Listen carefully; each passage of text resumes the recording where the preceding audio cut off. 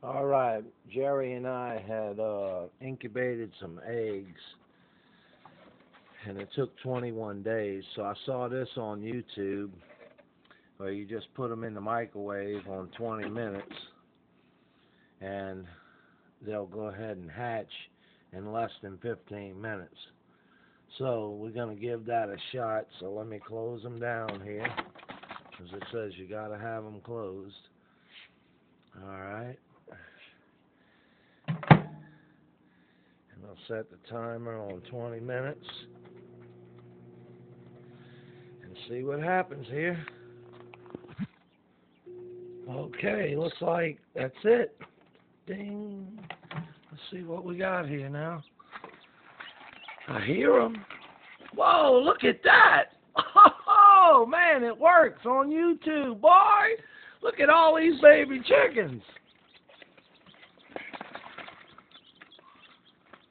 Yeah, man, give it a shot.